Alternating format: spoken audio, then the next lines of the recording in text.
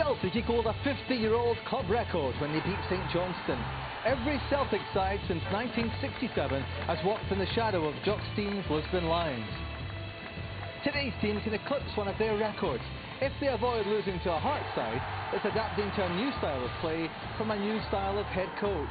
Ian Cathro is just 30 years old and never played professional football. This is his toughest assignment since replacing Robbie Neilson last month. In the season that won the European Cup, Celtic opened the campaign with an unbeaten run that stretched to 26 domestic outings.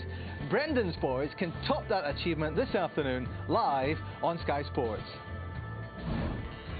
Celtic have just dropped 2 points from 21 games. Hearts were second in the Ladbrokes Premiership when Robbie Neilson left the club at the start of December. After 5 league games in charge, Ian Cathro has just 1 victory.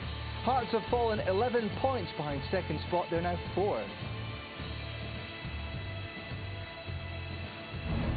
So it's the Invincibles against the, so far, unconvincing Brendan Rodgers prepares to write his name in Celtic's history books as his young opposite number tries to make a name for himself in his new role. Sky Sports' Andy Walker is with me today, and he's joined by the King of Hearts. A striker who scored 271 times in over 600 appearances in Maroon. His status as a legend was underlined by 27 goals in derbies. John Robertson lifted the Scottish Cup with, and also a brief spell of, his beloved Heart of Midlothian. Rob, well, good to see you here today. I described the new manager and the way that Hearts have been so far as unconvincing. What do you make of this appointment? Is it a gamble? Every managerial appointment's a gamble, but Craig Levein has gone from day one, when he brought Robbie Neilson as head coach. He wanted Ian Cathro as part of the new management team going forward, under 20 level initially, but growing into the manager's role. Ian went a different route. He went to Portugal and then Spain, then down to Newcastle. But he's arrived here and he's come in and he's made an impression.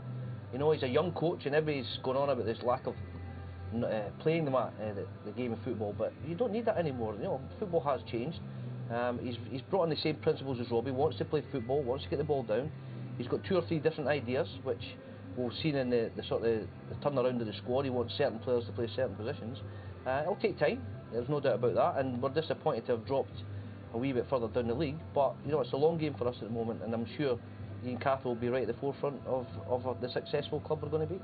Has he convinced you so far, Andy, Ian Cathro? No, he's still got a lot to prove, like every manager who started, as you said, unconvincingly. They've lost to Aberdeen, they've lost to Rangers, they've got a big cup tie coming up against Hibs. He's got to get a notable victory, and it's all very well putting on a very impressive training session. You're now the face of the club, and I think sometimes he can look a wee bit like the rabbit caught in the headlights, so he has to be a bit more convincing when he's selling himself. Will he be boosted by the news that I can tell you Moussa Dembele is out injured and his natural replacement Lee Griffiths is also injured? Yeah, it's a massive boost for any club, especially coming here to Celtic Park, that their 2 top goal scorers are not playing. But we've seen the way Scott Sinclair's risen to the challenge. He's been sensational signing and arguably Celtic's player of the year so far at the times he's been fit to play. So he'll cause problems. It's a very fluent front 3. You know, Forrest can move about. Roberts, terrific player, scored a couple here against Hearts last season. Sinclair, as you say, his goal ratio is sensational. So yeah, that will be hard for Hearts today, but it's no different to any team coming here at Celtic Park and Hearts over the years. We've got a decent record here. You know, we have won in the past on many occasions where do cause Celtic problems, and that will be the same again today. Well, let's look at the team sheets then. Celtic, as I say, hit by a real shock by the team news there with Dembele and Griffiths out. Dembele has injured his knee and Lee Griffiths has a calf problem. Patrick Roberts comes into the side that beat St Johnstone here in midweek. Now as for Hearts, well, a lot of changes there. Ian Cathro's forced into 3 changes. New signing Andras Struna is injured. Liam Smith comes in at right back. Prince Bourbon was injured in his comeback game on Wednesday. Don Cowie comes in to replace him. He's shaken off a knock. And teenager Rory Curry, who scored in his first start in midweek, is ill, so Sam Nicholson starts for the first time since being injured in October. January signings Aaron Hughes, Leonard Soha and Malo Martin make their league debuts. Dylan Bike and Chowley were signed in the last couple of days. They are on the bench.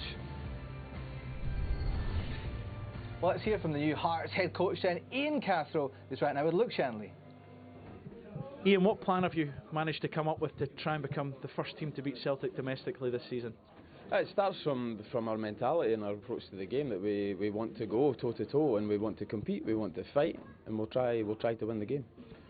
You've made changes. What was the thinking behind that? Some aspects of that are forced upon us. We're not a massive squad in this moment. We've had a bit of a busy week. Some players are still carrying some things. We also have a busy schedule ahead of ourselves. So we have to try and make the right decisions by some players, and also at the same time we're looking to make some adjustments that we think will help us be able to be strong throughout the game. You've got some new players on the bench as well. What do they add to the squad in general, and what could they potentially do today? Well, the most important thing that we're doing just now is that we're adding players. As I said, we're not a massive squad in this moment, and we're adding options. We're adding players with some different qualities. So that's why the players are joining us, because they add to what we currently have. Will you be judging mentality and character as much as performance today? I think that's something that happens inside every game. There are always every single aspect. Today is an opportunity for us to test ourselves, and I think opportunity is the word that exists for us today, and we're up for that. Good luck. Okay, cheers. He's not an ebullient character, is he? But he certainly spoke more confidently there, that is absolutely for sure. How much importance will be placed on Jamie Walker in the game plan today? Jamie's been on fire this season. He's certainly been our most productive player in the final third. He's got 12 goals. He's created just as many as well, and he's a spark. There's no doubt about that. And his little mucker's back as well. Sam Nicholson, he'll be in the team today. I cannot, for the love of me, see Sam finishing the match, because he got half an hour against Raith Rovers the other night. He had to come off in injury in the extra time because he's had nothing for 9-10 weeks. But what does he give Hearts? What kind of spark does Sam Nicholson give them? They get creativity. We're talking. You hear Ian talk about creativity, and especially in the final third, Nicholson and Walker have the ability to go past players and hurt teams, and give the likes of Johnson the opportunity to score. Martin's come in, quality on the ball, really gets there. Cowie's got the energy to get there, and Kitchen will sit just behind them and protect anybody going forward to plug the gap. But Walker and Nicholson are massive for us, and Sam's only 75% fit, I would say, at the moment, but due to the changes and the injuries, we're going to have to start him. I would see him getting a good hour, and we may see the new signing Chowley or Dario Zanata coming on to replace him. Andy, were you surprised that, given that Hearts were second in the league, finished third last year in their first season back in the top division, that Ian Cathro wants to change the way they play? Oh no, I'm not surprised. I think any manager coming in, no matter how inexperienced he may be, is perfectly entitled to go the way he wants to go. And I think it's necessary, though. Yeah, I think it is necessary. You have to put your own stamp on it. He clearly likes a strong front man. He'll get one of them in soon in Goncalves. They're spending a bit of money. I think that one sitting in front of the back four is so important. And I think if it all comes good, it will be an enjoyable brand of football to watch. But you need to get results. We'll find out in about 15 minutes' time. Next, we'll look at Celtic, who, of course, are honouring the Lisbon Lions throughout this 50th anniversary year. And next, as the current captain passes a personal landmark himself, Rooney reflects on 400 games in the hoops. Two of us had a hate-hate relationship. It continued into the games, off the park, in the press. I think at the end, I won that one.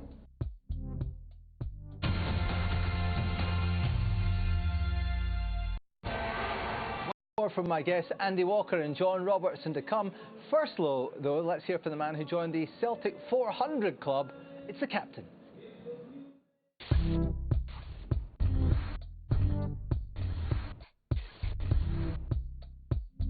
When I first signed, I couldn't believe that it was actually happening, and as soon as I signed that deal, Gordon just sat next to me with that wee cheesy grin that he has.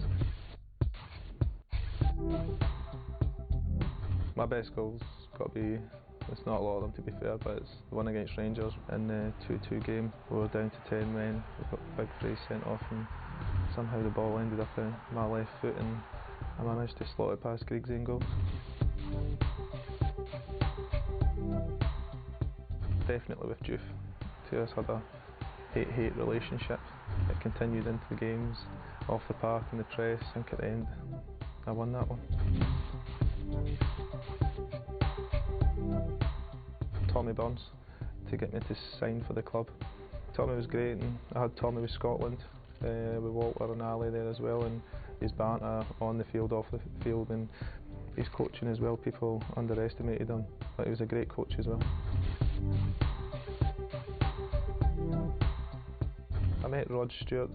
I didn't know what to do, and he was out, he was joining in training, taking crosses, doing penalties with the lads, and it's probably one of the first moments that I didn't know what to say. Nakamura. He was a joy to train with, to play in games with, even though it was only for a season. You know you can give it to him in any situation, and he never seemed to give it away.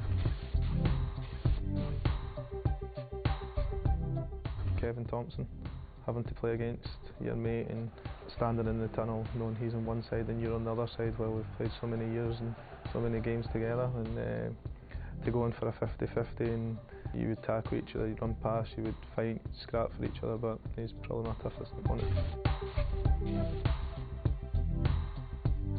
The semi-final against Ross County, everyone expected us to win. They battered us for the whole 90 minutes. My main ambition at this club is to win as many trophies as possible, to play as long as my legs can possibly go as well. 500 appearances would be lovely.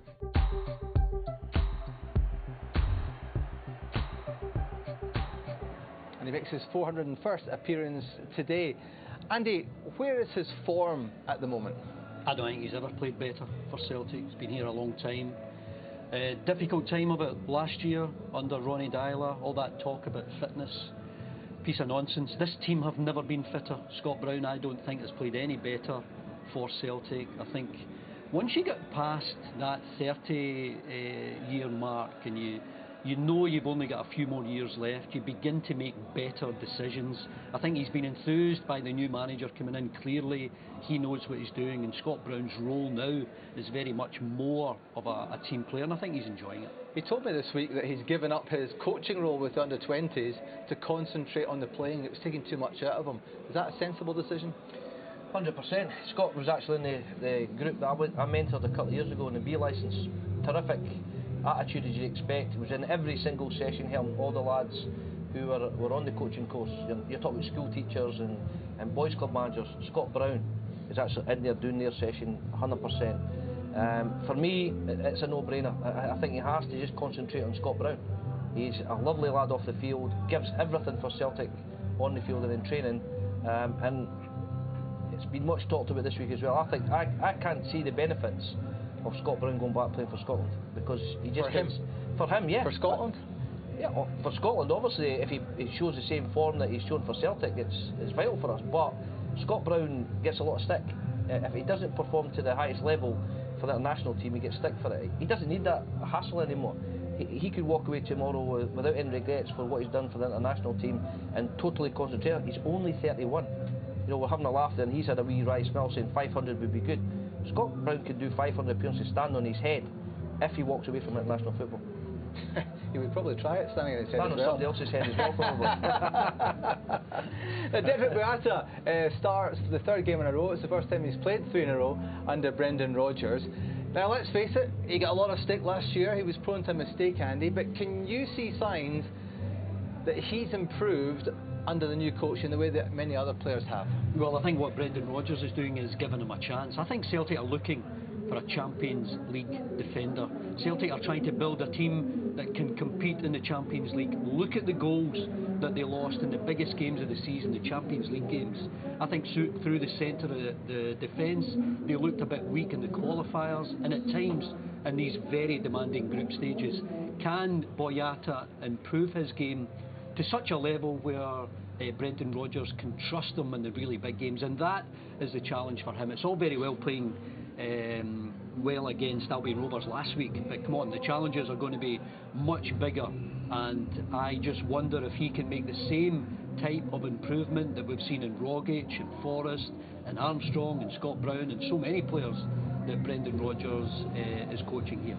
You mentioned Stuart Armstrong there. I can tell you he's just been injured. in the warm-up, and so Stuart Armstrong will not play a part in this game. A change in the lineup is going to be Callum McGregor, who's now being scribbled into the team sheet for Celtic. Scott Sinclair will have an interesting role this afternoon, given the absence of both Dembele and Griffiths. How do you expect him to perform if he's through the middle? Yeah, he'll be through the middle. I think he'll be very comfortable there. This is a guy who can receive the ball with his back to goal, and he can also penetrate and get beyond players. He links up with everyone else. I don't think there's any problem with him playing through the middle. Yeah, a fabulous debut at Tynecastle, didn't he, scoring against Hearts at the beginning of the season. Right, let's go for a break just now. Remember, Celtic, it's a massive day for them. They are looking to surpass our Jock Stein record of 26 domestic games unbeaten from the start of the season. Half a century on, that's the objective for Brendan Rodgers' side. And next we talk to the man who's regenerated this club, much as in the same way as Big Jock himself did in the 1960s. That's next.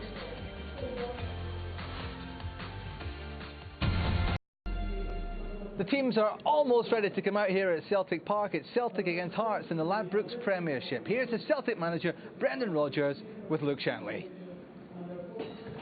Brendan, no Moussa Dembele or Lee Griffiths. What's the reason behind that? Both injured.